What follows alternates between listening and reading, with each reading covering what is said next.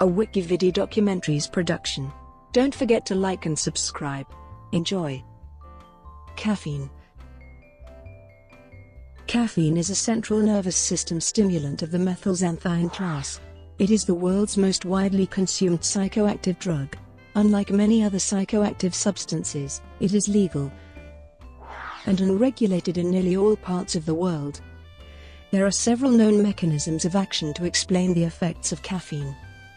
The most prominent is that it reversibly blocks the action of adenosine on its receptor, and consequently prevents the onset of drowsiness induced by adenosine. Caffeine also stimulates certain portions of the autonomic nervous system.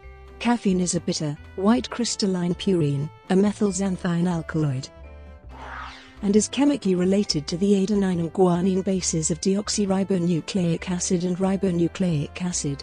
It is found in the seeds, nuts, or leaves of a number of plants native to Africa, East Asia, and South America, and helps to protect them against predator insects and to prevent germination of nearby seeds. The most well-known source of caffeine is the coffee bean, a misnomer for the seed of coffea plants. Beverages containing caffeine are ingested to relieve or prevent drowsiness and to improve performance. To make these drinks, caffeine is extracted by steeping the plant product in water, a process called infusion.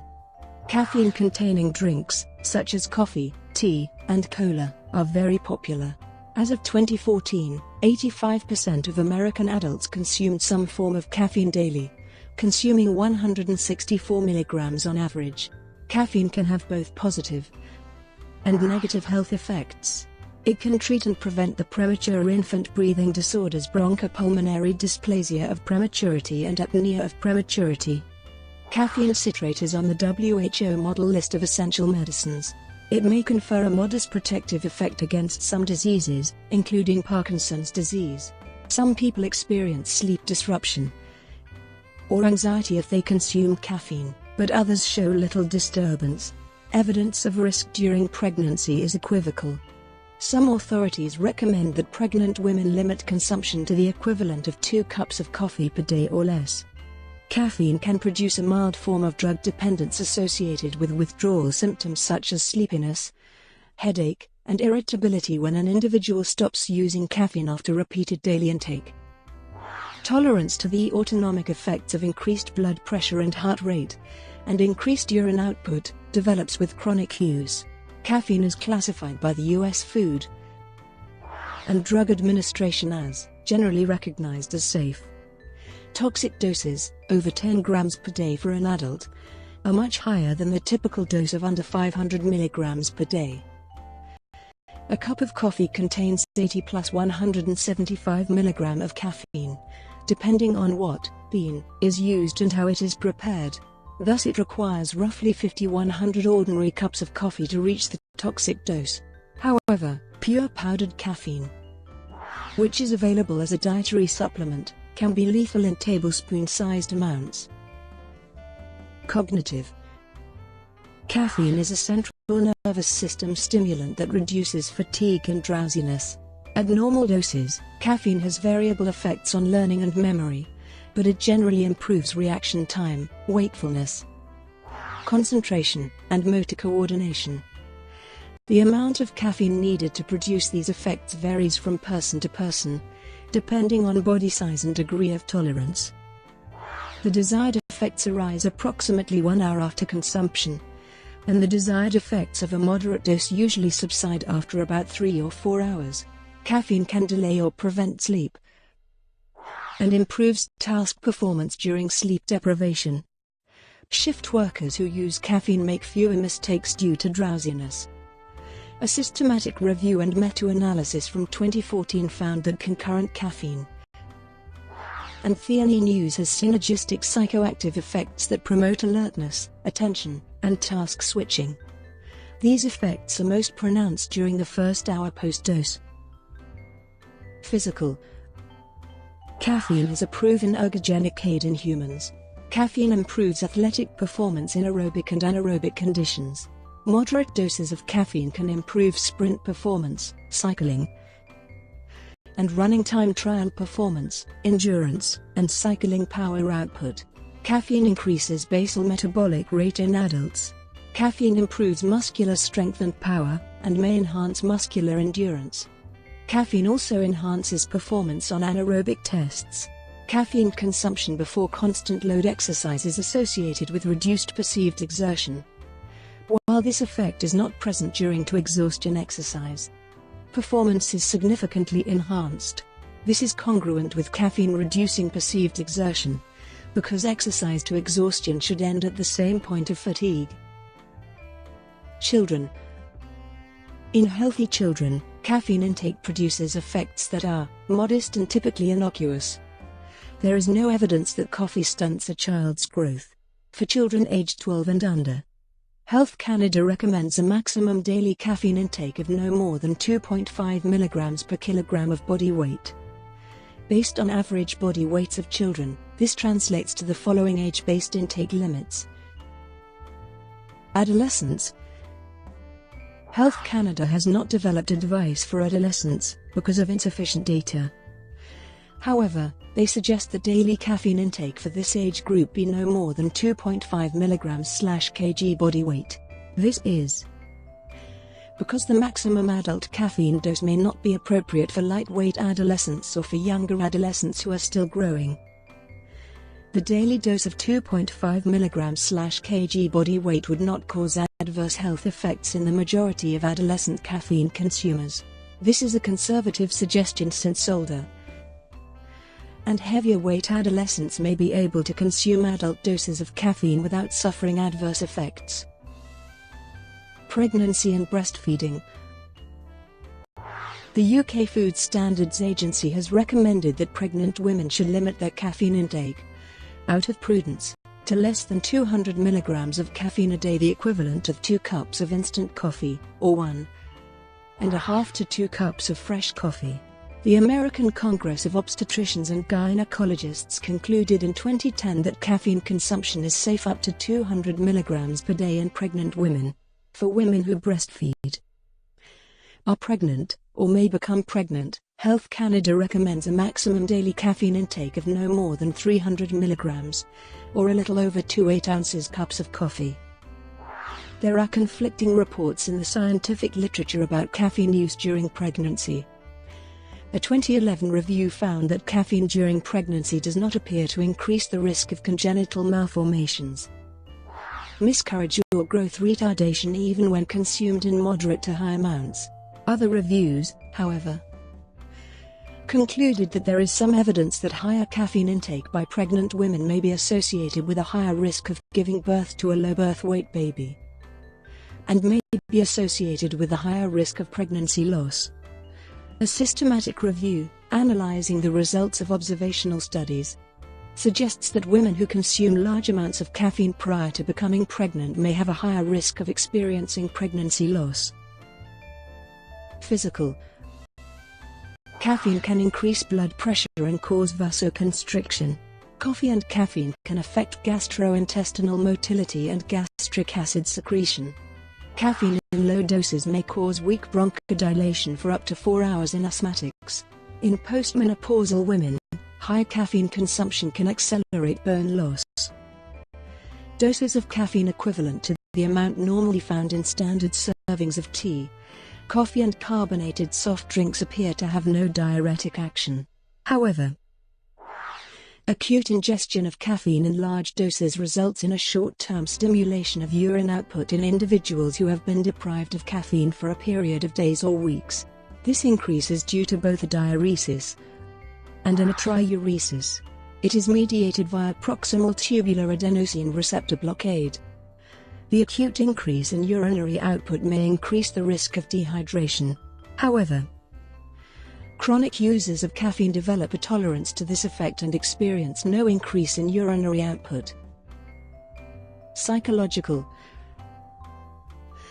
Minor undesired symptoms from caffeine ingestion not sufficiently severe to warrant a psychiatric diagnosis are common and include mild anxiety, jitteriness, insomnia, increased sleep latency, and reduced coordination. Caffeine can have negative effects on anxiety disorders.